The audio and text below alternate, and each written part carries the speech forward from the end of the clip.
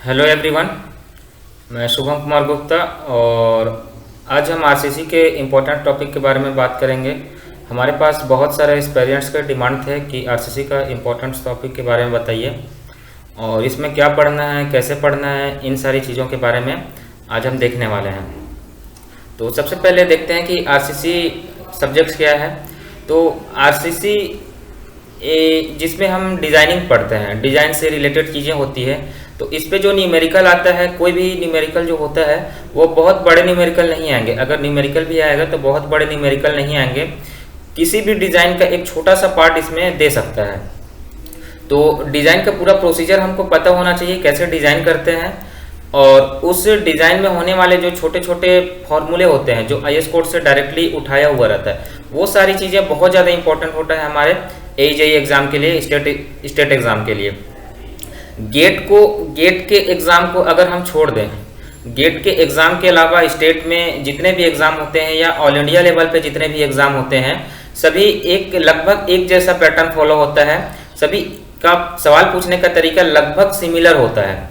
ठीक है, तो इसी में हम आगे देखते हैं। आरसीसी पे हमारे पास जो टॉपिक्स हैं उसमें सबसे पहले उसमें जो टॉपिक्स हैं उसको अगर हम डिवाइड करें तो एक टॉपिक आता है इंट्रोडक्शन, जिसमें हम देखते हैं कि उसमें आरसीसी में क्या क्या चीज़ें यूज़ होती है, किस किस मेथड से हम पढ़ाई करते हैं, कौन कौन से मेथड होते हैं, कौन कौन से ग्रेड का सीमेंट होता है, कौन कौन से ग्रेड यूज़ किया जाता है, कौन सा आईएस कोड यूज़ किया जाता है। इन सारी चीज़ों की बात करेंगे हम इंट्रोडक्शन वाले चैप्टर में। इसके बाद फिर अगला आता है, दो मेथड होते हैं, एक एलएसएम का मेथड होता है और एक डब्ल्यूएसएम का मेथड होता है। ठीक है, इसके बाद फिर होता है शियर स्ट्रेस वाला चीज़ होता है। फिर शियर स्ट्रेस के बाद फिर इसमें जो अगला टॉपिक होता है बॉन्ड एंकरेज डेवलपमेंट लेंथ। फिर इसमें आता है torsion, beam, slab, column, footing और फ्री स्ट्रेस ऑफ कंक्रीट। हमारे पास ये 10 टॉपिक्स हैं। इन 10 टॉपिक्स में क्या पढ़ना है, कैसे पढ़ना है और किन चीज़ों को छोड़ना है, किन चीज़ों पे विशेष ध्यान देना है, इन सारी चीज़ों के बारे में हम चर्चा करेंगे। तो सबसे पहला टॉपिक हमारे पास आता है इंट्रोडक्शन।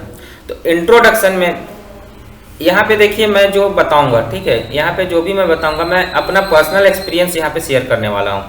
पर्सनल एक्सपीरियंस मतलब कि मैंने जब तैयारी की थी तो स्टार्टिंग में मेरा पढ़ाई करने का क्या स्ट्रेटेजी रहा है, आरसीसी जब पढ़ता था तो किन चीज़ों को विशेष फोकस में रखता था, किन चीज़ों को छोड़ता था, ये सारी चीज़ें मैं अपने एक्सपीरियंस के हिसाब से बताऊँगा। यहाँ तक कि इवन स्टेट इंजीनियरिंग सर्विस का एग्ज़ाम जो हुआ था 2020 में, उसमें लगभग आरसीसी के 10 या 11 सवाल थे। उसमें से आरसीसी के मैंने सिर्फ एक सवाल छोड़े थे, जो कि सवाल भी थोड़ा सा ऐसा लग रहा है कि वो उसमें इनसफिशिएंट डाटा था। तो आरसीसी एक ऐसा सब्जेक्ट है, वो स्कोरिंग सब्जेक्ट होता है। इसमें से एकदम बेसिक चीज़ें पूछी जाती है और वो चीज़ें आप तभी बना पाओगे जब आपको चीज़ें याद होगी। तो सबसे पहला मतलब बहुत सारे अलग अलग कैटेगरी के स्टूडेंट्स होते हैं। कुछ स्टूडेंट ऐसे होते हैं कि उनको कॉन्सेप्ट्स बहुत अच्छे क्लियर होते हैं, चीज़ों को याद करने के लिए वो तैयार नहीं होते हैं, चीज़ों को याद करने से दूर भागते हैं। एक इस टाइप के होते हैं और एक स्टूडेंट ऐसे होते हैं जिनके कॉन्सेप्ट भी क्लियर होते हैं और कॉन्सेप्ट क्लियर होने के साथ साथ वो चाहते हैं कि हमसे कुछ भी ना छूटे, चीज़ों को याद करते हुए भी चलना है।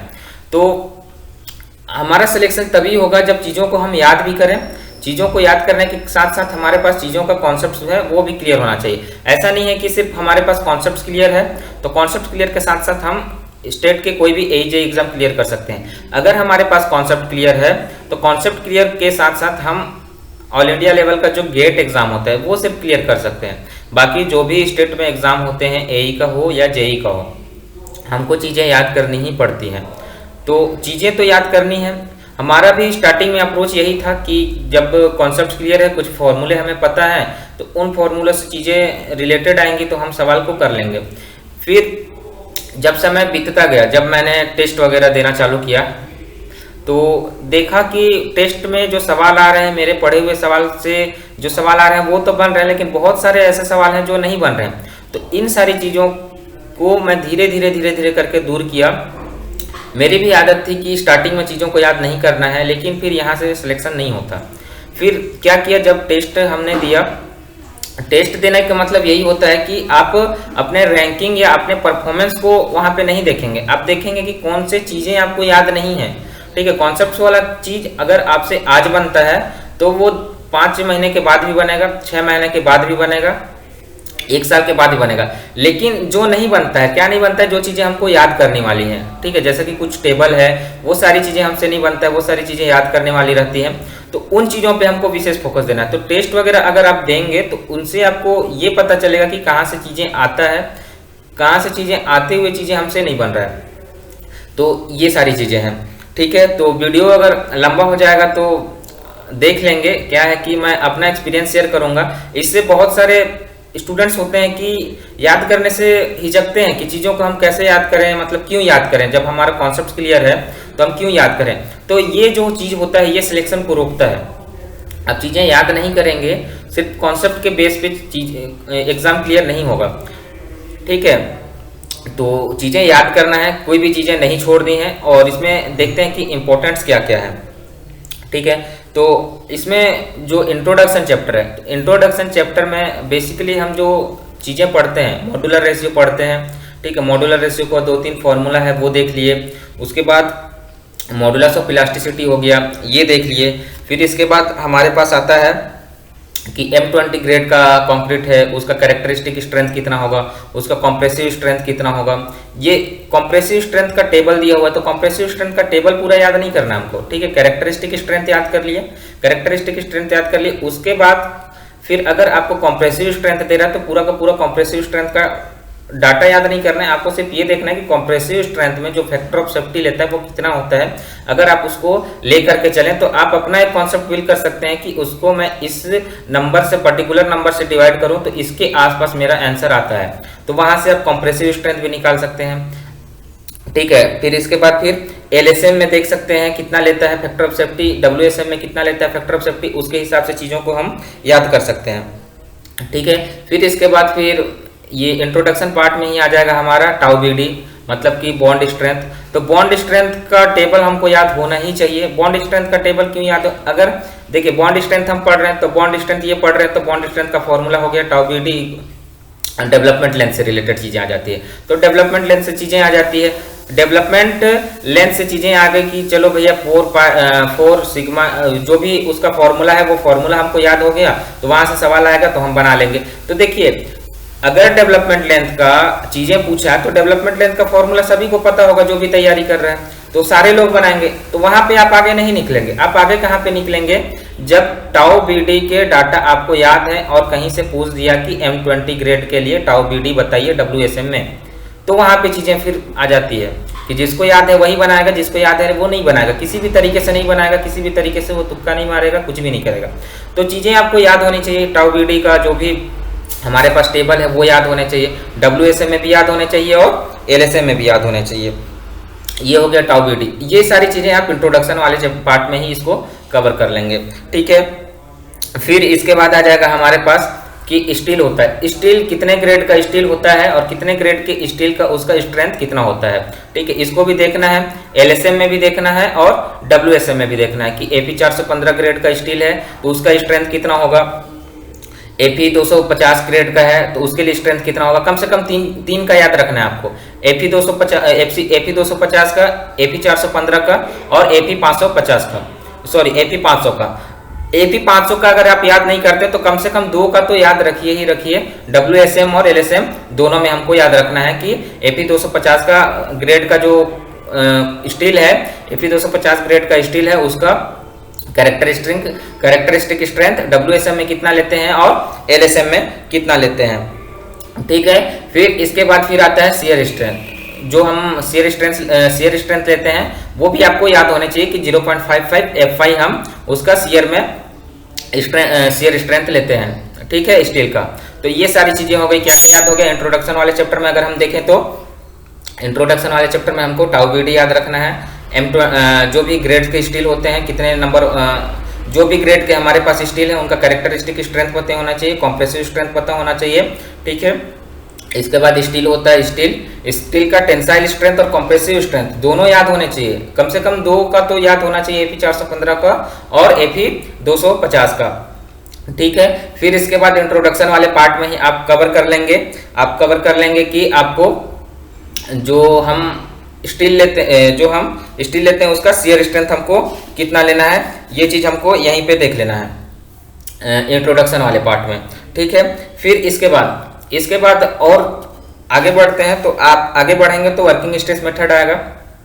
ठीक है। वर्किंग स्ट्रेस मेथड में जो हम क्रिटिकल न्यूट्रल एक्सिस निकालते हैं, एक्चुअल न्यूट्रल एक्सिस निकालते हैं। ठीक है। तो क्रिटिकल न्यूट्रल एक्सिस और एक्चुअल न्यूट्रल एक्सिस निकालते हैं, उनके लिए जो हमारा के का वैल्यू आता है, ठीक है, मॉड्यूलर रेशियो का फॉर्मूला आप पढ़ेंगे। ठीक है। उसका डेरिवेशन भी होता है, डेरिवेशन आपको पता होना चाहिए कि कैसे आता है, लेकिन हमेशा वहीं से सवाल नहीं बनना है डेरिवेशन से। हमको सवाल का कुछ चीजों को याद भी रखना है। जैसे कि आपको पूछ दिया कि एफी 250 या फिर एफी 415, उसके लिए के का वैल्यू बताइए WSM में। तो अब आपके पास उतना ज्यादा समय नहीं रहता कि आप पूरा का पूरा वहां पे डेरिवेशन करें फिर उसको कैलकुलेट करें। तो इसके लिए कम से कम तीन वैल्यू आप याद रखेंगे, एफी 250 का, एफी 415 का और एफी 500 का। इसके लिए जो के का वैल्यू होता है, के इंटू डी में जो के का वैल्यू होता है, वो के का वैल्यू हमको याद रखना है। ठीक है। देखिए, मैं कॉन्सेप्ट्स लगभग सारे लोगों का, बहुत सारे लोगों का, अगर हमारे पास कोई भी एग्जाम हो रहा है तो उस एग्जाम में अगर हम 10,000 लोग बैठते हैं तो 10,000 में कम से कम 2,000 ऐसे कैंडिडेट होते हैं जो बहुत ज़्यादा सीरियस होते हैं, अच्छे से तैयारी करके एग्जाम देते रहते हैं, तो बहुत अच्छा तैयारी करते रहते हैं, बहुत अच्छा एग्जाम देते रहते हैं। तो उन सारे लोगों को आपको पीछे छोड़ना है। तो उन सारे लोगों को कैसे पीछे छोड़ेंगे कि कुछ सवाल जो एकदम एम्पेरिकल टाइप का चीजें बहुत लोगों को याद नहीं होता है, तो वो सारी चीजों को आप याद करके आप लोगों को पीछे करते हुए जाएंगे। ठीक है। ये मैं अपना एक्सपीरियंस बता रहा हूँ। जब मैं स्टार्टिंग में टेस्ट देता था और बाद में टेस्ट देता था, तो मैं अपना रैंकिंग का सुधार मैं बता सकता हूँ। ठीक है। जब मैंने पहला टेस्ट दिया था तो कहीं पे 19 लोग टेस्ट दिए थे, तो 19 में से मेरा 14 नंबर आया था। ठीक है। 14 मतलब 14वें रैंक में था। सिर्फ 5 लोगों से मैं आगे था, जबकि मैं अच्छे से तैयारी करता था। लेकिन उस टाइम अच्छे से तैयारी करने का मतलब ये था कि मैं सिर्फ एक डायरेक्शन में तैयारी करता था, सिर्फ एक टाइप की चीज़ों को पढ़ता था। सिर्फ हमारे पास FCK का सवाल आ रहा है तो मैं FCK निकालूंगा, FCR का चीज़ें आ रहा है तो मैं FCR निकालूंगा। सिर्फ लिमिटेड चीज़ों को पढ़ता था और बार बार पढ़ता था, लिमिटेड चीज़ों को, जो चीज़ें छूटा हुआ है उसको नहीं पढ़ता था। फिर जब कोविड के टाइम पे 1 साल का जो गैप मिला, ठीक है, उस पर मैंने अपना पढ़ाई का तरीका होता है उसको चेंज किया। ठीक है। कि जो चीज़ें नहीं बनता है उस पर विशेष ध्यान देना है, क्योंकि वो चीज़ें आएगा तो वहीं पे हमसे नहीं बन रहा है तो मैं ये मान के चलूंगा कि ये चीज़ें बहुत लोगों से नहीं बन रहा है, वहीं पे मैं लोगों को पीछे करूंगा, तब जाके मैं चीज़ों को याद करने का आदत आया। फिर एक बार जब आदत आ गया वो चीज़ें, तो फिर वो आदत रहता गया, फिर आगे हम चीज़ों को याद करते रहे। तो इसका कहने का मतलब, मेरा कहने का मतलब ये है कि जब मैं स्टार्टिंग में जब मैं टेस्ट दिया था तो 19 में से 14वें रैंक पे था। 14वें रैंक पे था मतलब सिर्फ और सिर्फ 5 लोगों को पीछे छोड़ा था। फिर उसके बाद कंटिन्यू जब मैं टेस्ट देता मतलब पढ़ाई करते गया, उसके बाद जब मैं टेस्ट दिया, ठीक है, जब अच्छी तैयारी हो गई उसके बाद जब मैं टेस्ट दिया तो मेरा रैंक जो होता था वो पहला होता था, दूसरा होता था, तीसरा होता था। 1, 2, 3 से कभी मैं पीछे नहीं गया। ठीक है। ये क्यों हुआ कि चीज़ें जो मैं पहले छोड़ता था वो चीज़ों को मैं याद करते हुए गया, क्योंकि कॉन्सेप्ट सिर्फ और सिर्फ कॉन्सेप्ट से हम कोई भी एग्जाम को क्रैक नहीं कर सकते हैं, विशेषकर AE और JEE एग्जाम को, क्योंकि यहाँ पे आपको डाटा याद होने चाहिए। फिर इसके बाद फिर हम आगे देखते हैं कि इस पे जो हमारा क्रिटिकल डेप्थ का न्यूट्रल एक्सिस होता है, क्रिटिकल डेप्थ निकालते हैं या फिर न्यूट्रल एक्सिस निकालते हैं, तो उसमें जो के का वैल्यू होता है वो के का वैल्यू हम याद कर लेंगे। इसके अलावा मॉड्यूलर रेशियो आपको पता होगा, मॉड्यूलर रेशियो का फॉर्मूला वगैरह सभी को याद रहता है, वो कर लिए। फिर इसके बाद और इसमें वर्किंग स्ट्रेस मेथड में जो एक डेप्थ होता है, दोनों डेप्थ को हम इक्वल करते हैं, जैसे bx²/2 हो गया और MAST(d-xc) इधर हो गया। तो ये फॉर्मूला हो गया, ये फॉर्मूला हमको याद होने चाहिए। अगर ये याद नहीं है तो भी आप क्या करते हैं, आपको एक कॉन्सेप्ट पता होता है कि इसमें एरिया का मूवमेंट हम लेते हैं। 2 डिफरेंस होता है LSM में और WSM में, 2 डिफरेंस होता है। एक में कंप्रेसिव फोर्स को इक्वल टू टेंसाइल फोर्स को करते हैं क्रिटिकल एक्सिस निकालने के लिए LSM में, और WSM में क्या करते हैं, एरिया का मूवमेंट लेते हैं। तो अगर आपको एरिया का मूवमेंट लेने आता है तो आपको फॉर्मूला याद नहीं करना पड़ेगा, लेकिन के का वैल्यू याद करना पड़ेगा। ठीक है। फिर इसके बाद फिर हम आगे बढ़ते हैं इसमें जो सिग्मा कभी कभी दिया रहता है, इसमें m का वैल्यू नहीं दिया रहता है, मॉड्यूलर रेशियो का वैल्यू नहीं दिया रहता है, तो मॉड्यूलर रेशियो का वैल्यू नहीं दिया रहता है, ठीक है, तो वहाँ से आप ग्रेड से निकाल सकते हैं। ये सारी चीज़ें हो गई, ठीक है। इसमें जो सिग्मा ऑफ सीबीसी का वैल्यू नहीं दिया रहता है, सिर्फ और सिर्फ ग्रेड दिया रहता है, तो वहाँ पे आपको सिग्मा ऑफ सीबीसी का वैल्यू पता होना चाहिए, सिग्मा ऑफ एसटी का वैल्यू पता होना चाहिए कि कौन सा ग्रेड का है। इसमें ये भी पता होना चाहिए कि माइल्ड स्टील बोला है तो कौन सा ग्रेड का स्टील को लेना है। वहाँ पे डायरेक्टली Fe 250 नहीं देगा आपको, वहाँ पे ये देगा। ये सारी छोटी छोटी चीजें जो होती है आपको बहुत बेसिक, ये सारी चीजों को क्लियर करते हुए चलना है, ये सारी चीजों को एकदम क्लियर करते हुए चलना है, ठीक है। तो मेरा जो विशेष फोकस है, ठीक है, आपको बताने का कि चीजें जो पढ़ते हैं उसमें हम जो डाटा दिया हुआ है उन डाटा को हमको याद करना ही करना है। फिर आगे बढ़ते हैं, इसमें आगे बढ़ते हैं एलएसएम में, ठीक है, एलएसएम में आगे बढ़ते हैं। इसके बाद आता है singly reinforcement section, doubly reinforcement section. तो जो इंपॉर्टेंट है डबली रेनफोर्समेंट सेक्शन वाले चीज को आप छोड़ सकते हैं, ठीक है, डबली रेनफोर्समेंट वाले सेक्शन को आप छोड़ सकते हैं। वहां से आपको न्यूट्रल एक्सिस नहीं पूछेगा, ना ही किसी एग्जाम में अभी तक पूछा है। वहां पे अगर आपको पूछेगा डबली रेनफोर्समेंट सेक्शन क्यों यूज करते हैं, सिर्फ ये चीजें आपको पता होना चाहिए, ठीक है। और उसमें कुछ अजम्पशंस होते हैं, ठीक है। डबली रेनफोर्समेंट सेक्शन जब आप पढ़ेंगे तो डबली रेनफोर्समेंट सेक्शन में डबली रेनफोर्समेंट सेक्शन क्यों लेते हैं, उसका क्या क्या एजम्पशंस होता है, वो एजम्पशंस आपको पता होना चाहिए, ठीक है। एजम्पशंस तो सारे पते होने चाहिए, क्योंकि आजकल का ट्रेंड चल रहा है कि एजम्पशंस पूछता है कि इसमें से कौन सा एजम्पशन सही नहीं है, ठीक है। सही है वाला चीज तो हमको पता होता है, लेकिन वहां पे सही नहीं है पूछता है, इसमें से 3 ऑप्शन आपको अलग से निकालने होते हैं। इसका मतलब उसके जितने भी एजम्पशंस होते हैं सारे एजम्पशंस हमको पता होना चाहिए। फिर इसके बाद इसमें आता है टी सेक्शन, ठीक है, टी सेक्शन आता है। तो टी सेक्शन आता है तो टी सेक्शन के लिए 2 या 3 फॉर्मूला दिया हुआ है उसका विड्थ ऑफ फ्लैंज निकालने के लिए, इफेक्टिव विड्थ ऑफ फ्लैंज निकालने के लिए। तो विड्थ ऑफ फ्लैंज के लिए एक आइसोलेटेड के लिए होता है और एक आइसोलेटेड के लिए होता है और एक मोनोलिथिक के लिए होता है, आइसोलेटेड और मोनोलिथिक के लिए होता है, ठीक है। तो दोनों के लिए इसके विड्थ ऑफ फ्लैंज का फॉर्मूला दिया हुआ है, ये फॉर्मूला आप लोग को याद करना है, ठीक है। ये पूछ सकता है, इस पे न्यूमेरिकल तो नहीं पूछेगा लेकिन डायरेक्टली इसमें फॉर्मूला पूछ सकता है। फिर इसके बाद फिर हम आ जाते हैं लिमिट स्टेट मेथड में। लिमिट स्टेट मेथड सबसे ज़्यादा इंपॉर्टेंट होता है, मैक्सिमम चीज़ें लिमिट स्टेट मेथड से ही पूछी जाती है।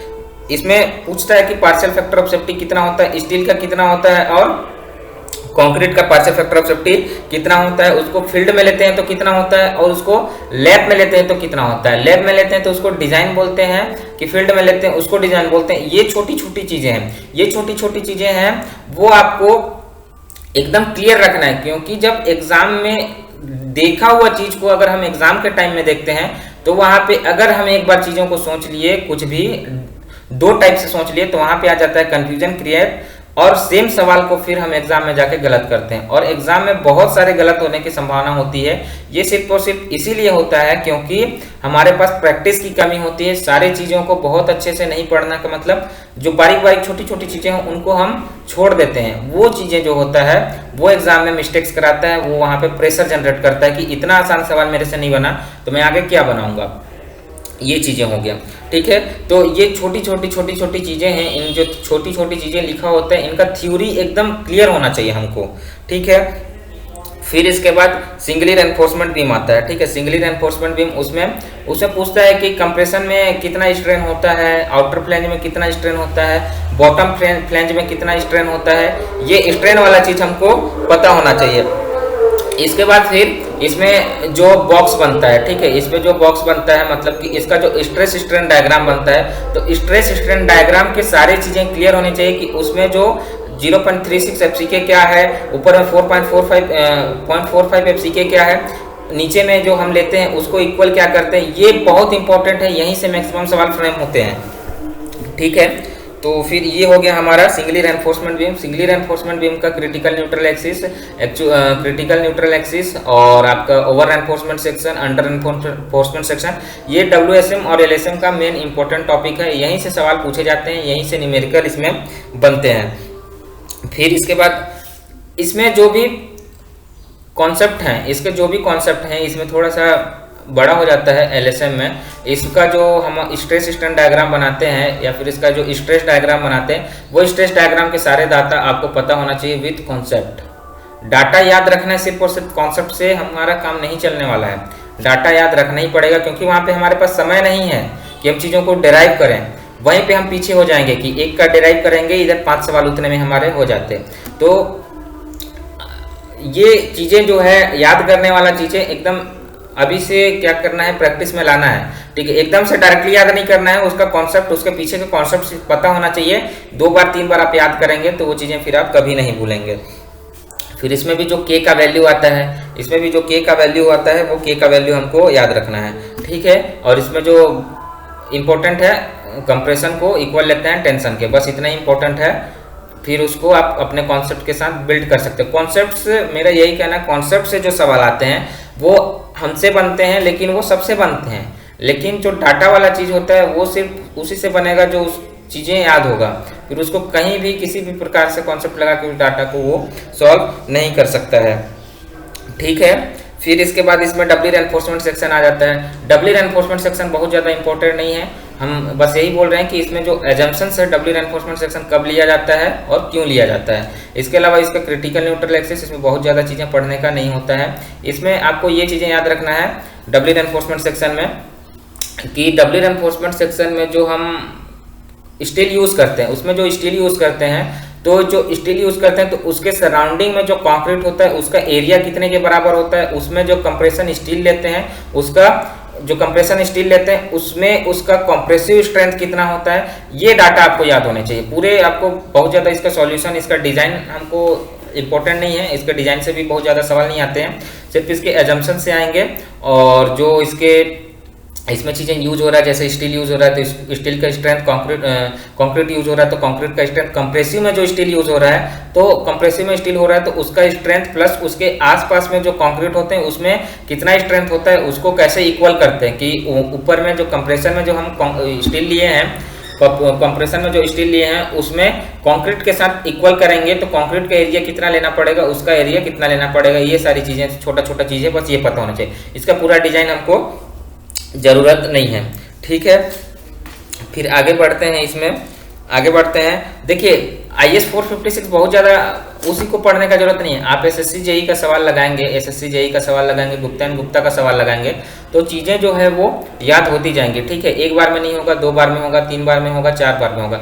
SSC का अगर RCC वाला पार्ट, SSC JEE का प्रीवियस ईयर RCC वाला पार्ट अगर पूरा, अगर 90% भी आप 90% लगाते हैं कम से कम 3 से 4 बार, तो मैक्सिमम IS कोड, मैक्सिमम चीज़ें याद हो जाएगा। कैसे याद होगा कि जो सवाल आप बना रहे हैं और उसमें जो एक्सप्लेनेशन दिया हुआ है, एक्सप्लेनेशन को अच्छे से पढ़ेंगे तो IS 456 का ऐसा कोई भी सवाल नहीं है जो आपसे एग्जाम में आएगा और छूटेगा। पूरा का पूरा IS कोड तो हम याद नहीं कर सकते, लेकिन ऐसा कोई भी सवाल नहीं है। मान लीजिए कि 20 सवाल आता है तो 20 में से 18 सवाल ऐसे होंगे जो आप एकदम आसानी से कर लेंगे एग्जाम के टाइम में।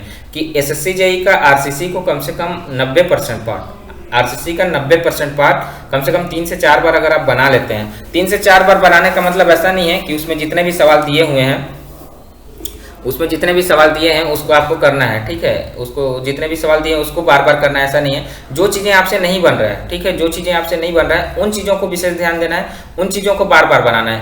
एक बार में अगर आप बना रहे हैं तो 100 क्वेश्चन है तो 60 क्वेश्चन बन रहे हैं, तो दूसरे राउंड में आपसे 80 क्वेश्चन बनेंगे, तीसरे राउंड में आपसे 85 क्वेश्चन बनेंगे, चौथे राउंड में 90 क्वेश्चन बनेंगे। तो 60 से 90 तक जो आप पहुंचे हैं, ठीक है, 60 से 90, 1 से 60 तक आपसे पहले राउंड में बने तो वो आपके एग्जाम में भी बनेंगे। लेकिन 60 के बाद जो नहीं बने थे, 60 से 90 के बीच में जो 30 क्वेश्चन बना है उनको कम से कम उस 30 क्वेश्चन को आपको 3 बार देखना है। जो एक बार में बना है वो हमेशा बनेगा आपको, लेकिन जो नहीं बना है उसको कम से कम 3 बार आप देखें, कम से कम 3 बार आपको देखना है कि वो कैसे बना है। तो फिर इस प्रकार से चीज़ें आपको याद होती जाएगी, आपका छूटा हुआ चीज़ जो है वो कवर होता जाएगा, ठीक है। तो कम से कम SSC JEE का 90% चीज़ों का आपको बनाना है। फिर इसके बाद फिर हम देखते हैं IS कोड, इसके बाद शियर स्ट्रेंथ, ठीक है। शियर स्ट्रेंथ टाउ BD वाला चीज़ आ जाता है, टाउ BD वाला चीज़ आ जाता है, ठीक है।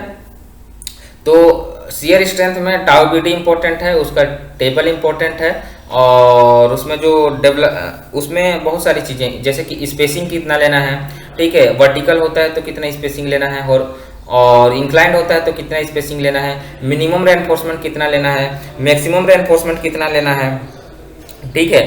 फिर इसमें जो टाउ सी मतलब एक वैल्यू होता है टाउ सी मैक्सिमम जो आईएस कोड में दिया हुआ है, वो वैल्यू आपको याद होने चाहिए। उसको बोलते हैं मैक्सिमम शियर स्ट्रेंथ, ठीक है, maximum shear strength of concrete. तो maximum shear strength of concrete का हमको पता होना चाहिए, मैक्सिमम शियर स्ट्रेंथ का कंक्रीट का टेबल हमको याद होने चाहिए। इसके अलावा इसमें से बहुत सारे न्यूमेरिकल आते हैं, इसमें से न्यूमेरिकल आते हैं कि मैक्सिमम परसेंटेज ऑफ स्टील बताइए, ठीक है, मैक्सिमम परसेंटेज ऑफ स्टील बताइए। फिर इसमें और एक चीज़ इंपॉर्टेंट हो जाता है कि शियर स्ट्रेंथ के लिए हम डिजाइन करते हैं तो उसका स्ट्रेस डायग्राम कैसे बनता है, ठीक है, स्ट्रेस डायग्राम कैसे बनता है, ये चीज़ इसमें इंपॉर्टेंट हो जाता है। फिर इसके बाद इसमें पूछता है कि जो टाउ सी और टाउ सी मैक्सिमम, इन दोनों में जो अंतर है वो पता होना चाहिए। टाउ सी और टाउ सी मैक्सिमम ये दोनों चीज़ क्या होता है और इन दोनों में क्या अंतर होता है, कौन किस पे डिपेंड करता है, ये छोटी छोटी चीज़ें हैं, एग्जाम में बहुत ज़्यादा कंफ्यूजन क्रिएट करेगा।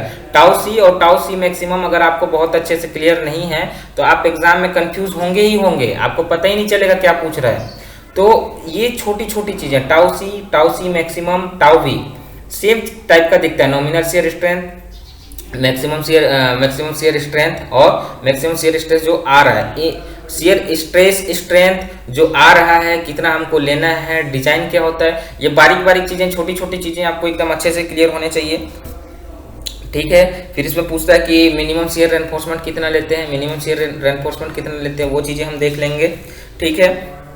फिर इसके बाद पूछता है कि स्पेसिंग कैसे लेते हैं, और बहुत बार सवाल पूछ देता है कि जो आप डायरेक्टली अपने कॉमन सेंस से बनाएंगे कि 10 मीटर का 10 mm डायमीटर का बार लिया है, अब उसको रिप्लेस करके 12 mm डायमीटर का बार ले लिया, तो उसका स्पेसिंग में क्या चेंजेस होगा, ये सारी चीज़ें आप अपने कॉमन सेंस भी बना लेंगे, कॉमन सेंस से भी बना लेंगे, ठीक।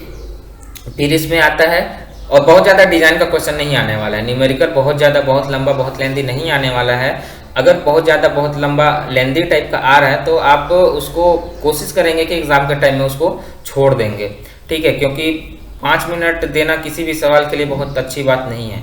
आपके पास कम से कम 150 में से 100 सवाल बन गए हैं, तो आप दूसरे राउंड, तीसरे राउंड में बना रहे हैं, आपके पास पर्याप्त समय है तो समय दीजिए, लेकिन पहले राउंड में किसी भी सवाल में 2 मिनट से ज़्यादा नहीं देना है। किसी भी सवाल को आपको ईगो में नहीं लेना है कि इसको मैं बनाऊंगा ही बनाऊंगा, ये मेरे से क्यों नहीं बन रहा है, इसको मैं पढ़ के आया हूँ, इसको बनाऊंगा। जब अगर आप एक क्वेश्चन को भी ईगो में ले लेंगे तो परीक्षा भी ईगो में ले लेगा, फिर आपको सिलेक्शन करने नहीं देगा। तो आपका ईगो कम इंपॉर्टेंट है, परीक्षा का ईगो ज़्यादा इंपॉर्टेंट है, उसको सेटिस्फाई करिए, ठीक है। कुछ सवाल ऐसे दिए ही होते हैं फंसाने के लिए कि कुछ आपको इनसफिशिएंट डाटा वाला सवाल दे दिए, एक आध दो गलत सवाल दे दिए, तो कुछ एग्जाम का पैटर्न होता है, ठीक है, वो एग्जामिनर वैसा सेट करते हैं, चाहे गलती से भी वैसा सेट हो जाता है कि आपको फंसाएंगे ही, वो आपको फंसना नहीं है, आपको चीज़ें उसमें से निकलना है, ठीक है। फिर ये हो गया शियर स्ट्रेंथ वाला चीज़। शियर स्ट्रेस के बाद फिर आ जाता है bond anchorage and development length, ठीक है, bond anchorage and development length. तो bond anchorage and development length, इसमें बहुत सारी चीज़ें याद करने का है, ठीक है, कि बॉन्ड स्ट्रेंथ कितना लेते हैं, बॉन्ड स्ट्रेंथ का टेबल हो गया। फिर उसमें जो हुक करते हैं, ठीक है, हुक करते हैं तो उसमें हुक करने में कौन सा स्टील लेते हैं तो उसका रेडियस कितना होता है। बंडलिंग ऑफ बार लेते हैं, बंडलिंग ऑफ बार लेते हैं तो बंडलिंग ऑफ बार के लिए क्या क्या क्राइटेरिया होना चाहिए, ठीक है। फिर इसके बाद डेवलपमेंट लेंथ लेते हैं तो एलएसएम में कितना लेते हैं, डब्ल्यूएसएम में कितना लेते हैं। सबसे पहले तो आपको डेवलपमेंट लेंथ समझना पड़ेगा कि डेवलपमेंट लेंथ क्या होता है, ठीक है। तो ये सारी चीज़ें हो गई हमारा डेवलपमेंट लेंथ वाला चीज़। तो डेवलपमेंट लेंथ भी बहुत इंपॉर्टेंट रोल अदा करता है। आप एसएससी का अगर मैं बता रहे ना 90% चीज़ कर लेते हैं आप, कम से कम 60% तो आपसे पहले राउंड में बनेंगे। जो 30% चीज़ें होता है वो डाटा होता है जो हम याद नहीं किए हुए रहते हैं, ठीक है। न्यूमेरिकल आपसे सारे बनेंगे, जो डाटा होता है जो हम लोग याद नहीं किए हुए रहते हैं उन डाटा को हमको याद रखना है। वो 3 बार 4 बार हम बनाएंगे तो हमको याद हो जाएगा। फिर इसके बाद फिर हम आगे आते हैं टॉर्सन वाले चीज़ में, ठीक है।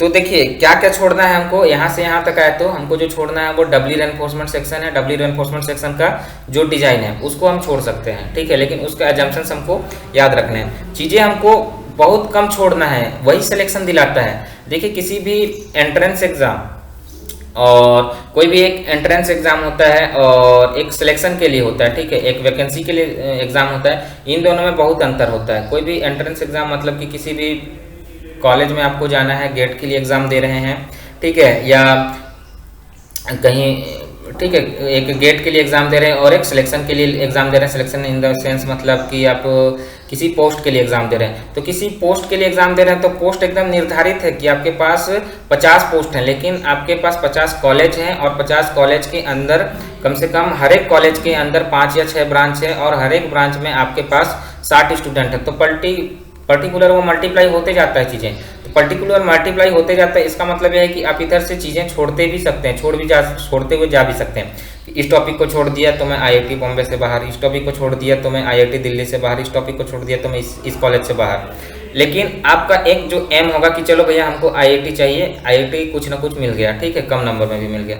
लेकिन यहाँ पे वैसा चीज़ें नहीं होता है। यहाँ पे चीज़ें क्या है, यहाँ पे कि अगर आपका एक नंबर छूटा सीधा सिलेक्शन से बाहर, ठीक है, तो फिर अगर आप यहाँ पे सिलेक्शन से बाहर हो जाएंगे तो आप यहाँ पे कुछ भी नहीं कह सकते। बस 1-2 दिन आप ये कहेंगे कि हमसे कम जानने वाला लड़का हमसे कम होशियार था, वो चीज़ें रट के निकाल लिया, ठीक है। लेकिन 2 साल के बाद फिर उसी चीज़ को आप देखेंगे कि वो आपसे अच्छे पोस्ट पे है, ठीक है, वो सिलेक्शन पा चुका है। अब आप देखेंगे कि हाँ चलो मेरे पास तो ज्ञान था लेकिन मैं नहीं सिलेक्शन कर पाया, सिर्फ और सिर्फ मैं याद नहीं किया, अपने में रहा कि मैं याद नहीं किया लेकिन उससे होशियार था। लेकिन ये कोई मतलब का नहीं है, ठीक है। ये बस आपको अपना आत्मसंतुष्टि देगा। चीज़ों को आप जब तक याद नहीं करेंगे, ठीक है, विशेष फोकस है, चीज़ों को आप जब तक याद नहीं करेंगे आप बहुत पीछे रहेंगे सिलेक्शन से। स्टेट एग्ज़ाम में, स्टेट का जो जेई एग्ज़ाम होता है, एई एग्ज़ाम होता है, इसका एक बहुत बड़ा इसको एडवांटेज कहें कि डिसएडवांटेज कहें कि एक एवरेज लड़का भी बहुत अच्छा, बहुत ब्रिलियंट लड़के से आगे निकल जाएगा, क्योंकि ये चीज़ों को याद करने पे भरोसा नहीं करते, चीज़ों को याद करने पे भी भरोसा रखते हैं, ठीक है।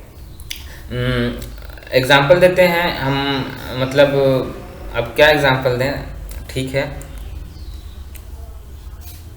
हमारे बहुत सारे फ्रेंड्स भी हैं, ठीक है। तो जस्ट एक एग्ज़ाम्पल देखिए कि एक कोई भी बहुत अच्छा एग्ज़ाम निकाले, मान लीजिए कि गेट का एग्ज़ाम है, गेट में वो मान लीजिए कि अंदर 2000 के अंदर रैंक में है, ठीक है, 2000 के अंदर रैंक में, लेकिन फिर भी वो जेई का एग्ज़ाम नहीं निकाल पाएगा सिर्फ और सिर्फ गेट का पढ़ के, ठीक है। तो वहाँ से और जेई का एग्ज़ाम में बहुत अंतर होता है, ठीक है। मान लीजिए कि स्टेट इंजीनियरिंग का एग्ज़ाम है कि एक 2000 रैंक वाले और एक इधर, ठीक है, जिनका मतलब गेट में कोई रैंक नहीं है, ठीक है, बहुत पीछे हैं। तो एसीएस का एग्ज़ाम जो होता है, एसीएस के एग्ज़ाम में एक 110 प्लस स्कोर करते हैं और एक इधर होते हैं जो मान लीजिए कि मात्र 70 या 80 स्कोर करते हैं, ठीक है, 80 प्लस स्कोर करते हैं और इधर 110 स्कोर करते हैं। लेकिन गेट में वो 2000 के अंदर हैं और इधर ये मान लीजिए कि 10,000 15,000 से भी बाहर है। तो ये अंतर होता है गेट और अलग अलग एग्ज़ाम में, ठीक है। या फिर किसी को देखना है कि उसका गेट में बहुत अच्छा रैंक है तो वो भी जेई एग्ज़ाम में या फिर एई एग्ज़ाम में बहुत अच्छा परफॉर्म करेगा, ऐसा नहीं होगा। वो बहुत कंसिस्टेंट है, सभी चीज़ों का अगर बढ़ता है तो वो यहाँ भी टॉप कर सकते हैं, यहाँ भी टॉप कर सकते हैं, ठीक है। लेकिन सिर्फ और सिर्फ पढ़ने का तरीका मतलब बता रहे हैं कि कॉन्सेप्ट, सिर्फ और सिर्फ कॉन्सेप्ट आपका क्लियर है तो वहाँ से एग्ज़ाम निकालना बहुत मुश्किल का बात होता है, ठीक है। तो चीज़ों को याद करना है, हमको याद करते हुए चलना है। फिर आ जाते हैं हम अपने टॉपिक में, डेवलपमेंट लेंथ, ठीक है। डेवलपमेंट लेंथ वाला चीज़ हो गया। उसके बाद फिर टॉर्जन, ठीक है। टॉर्जन बहुत ज़्यादा इंपॉर्टेंट नहीं है। टॉर्जन में 3 या 4 फॉर्मूले होते हैं, ठीक है, 3 या 4 फॉर्मूले, 2 फॉर्मूले हैं, ठीक है। टॉर्जन के लिए इक्विवेलेंट टॉर्जन कैसे निकालते हैं बेंडिंग मोमेंट के लिए, और इक्विवेलेंट टॉर्जन कैसे निकालते हैं शियर फोर्स के लिए। ये 2 होता है, एक होता है WSM के लिए और एक होता है LSM के लिए। इन फॉर्मूलों को देख लीजिए, इन फॉर्मूले पे एक एक न्यूमेरिकल कर लीजिए। देखिए उधर क्या होता है, कॉमन चीज़ें होता है, ठीक है, वो सारी चीज़ें करते हैं। लेकिन टॉर्जन में क्या क्या करना है, टॉर्जन का जो इंपॉर्टेंट होता है, टॉर्जन में हमको शियर स्ट्रेस निकालना है और बेंडिंग मोमेंट निकालना है, ठीक है। WSM और LSM दोनों में देखना है। फिर इसके अलावा टॉर्जन में देखेंगे, टॉर्जन रेनफोर्समेंट प्रोवाइड करते हैं, ठीक है। इसका थ्योरी इंपॉर्टेंट हो जाता है कि जब हम टॉर्जन का रेनफोर्समेंट प्रोवाइड करते हैं तो टॉर्जन का रेनफोर्समेंट क्या क्या काम करता है, ठीक है, कैसे प्रोवाइड करते हैं, उसका थ्योरी को थोड़ा सा देख लेंगे कि वहाँ से फ्रेम होता है, ठीक है, कि कॉर्नर में करते हैं, कहाँ पे करते हैं, उसका स्पेसिंग कैसा होता है, वो सारी चीज़ें हमारा टॉर्जन में इंपॉर्टेंट हो जाता है। तो देखिए टॉर्जन का डिज़ाइन इंपॉर्टेंट नहीं है, लेकिन टॉर्जन में जो थ्योरी दिया हुआ है उसमें जो हम यूज़ करते हैं, जो हम रेनफोर्समेंट प्रोवाइड करते हैं, उस रेनफोर्समेंट के बारे में पढ़ना है, कैसे प्रोवाइड करते हैं और क्यों प्रोवाइड करते हैं, ठीक। फिर टॉर्जन के बाद फिर उसी में आता है कि एक डेप्थ वाला सेक्शन होता है, टॉर्जन रेनफोर्समेंट। ये इसी में एक टॉपिक आ जाता है साइड रेनफोर्समेंट वाला चीज़, ठीक है, साइड रेनफोर्समेंट वाला चीज़। तो साइड रेनफोर्समेंट वाला चीज़ को हमको देख लेना है, ठीक है। और इसके बाद फिर कुछ टॉपिक्स बच जाते हैं, ठीक है, वो उनको अलग से हम बता देंगे, बीम स्लैब कॉलम और बीम स्लैब कॉलम फुटिंग, और फिर इसके बाद हमारा बच जाता है प्री स्ट्रेस कंक्रीट। ठीक है, ये कुछ टॉपिक्स बच गए हैं, उसके इंपॉर्टेंट्स को हम अगले में बनाएंगे, बहुत ज़्यादा लंबा हो जाएगा। इसमें कुछ चीज़ें और डिस्कस कर लेते हैं कि ये सारी चीज़ें पढ़ने के बाद, ठीक है, ये सारी चीज़ें के बाद अगर आप एसएससी जेई का प्रीवियस ईयर बनाते हैं, एसएससी जेई का प्रीवियस ईयर बनाते हैं, तो एसएससी जेई के प्रीवियस ईयर में क्या देखेंगे आप, कुछ टेबल दिए हुए हैं कि ठीक है, वर्केबिलिटी इसी में अगर आप मान के चलें, ठीक है, कंक्रीट टेक्नोलॉजी को भी इसी में लेके चलना है हमको। ठीक है, कंक्रीट टेक्नोलॉजी का चीज़ें भी हमको इसी में लेके चलना है।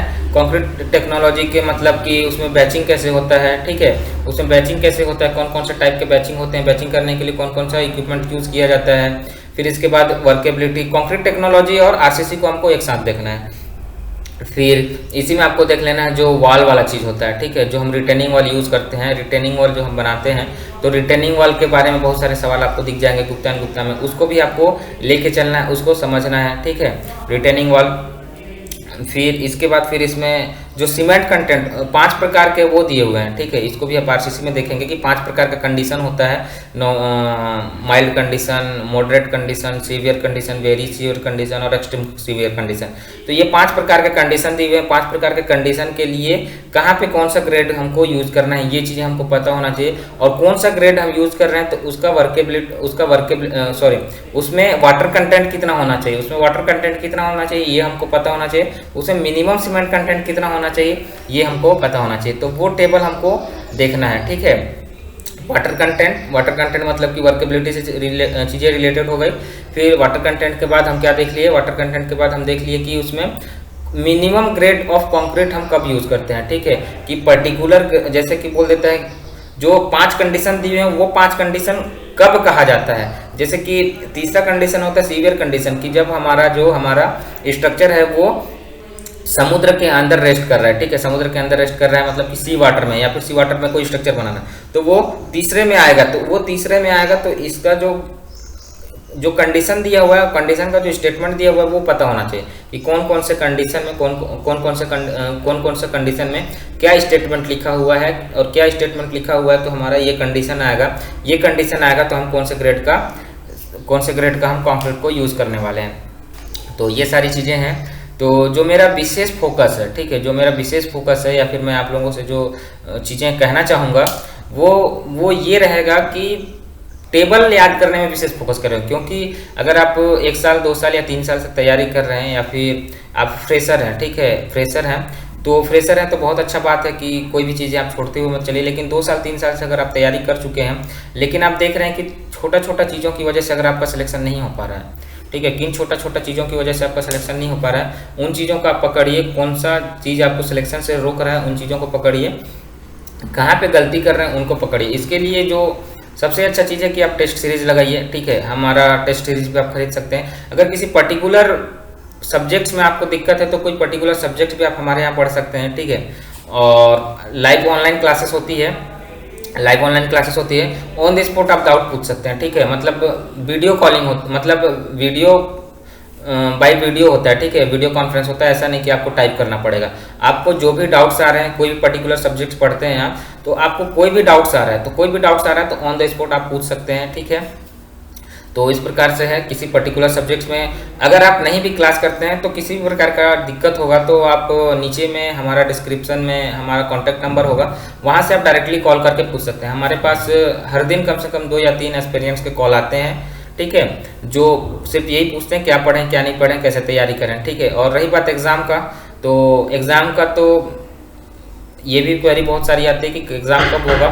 ठीक है, तो उसको देख लेंगे। ठीक है, तो आज के लिए इतना ही, धन्यवाद।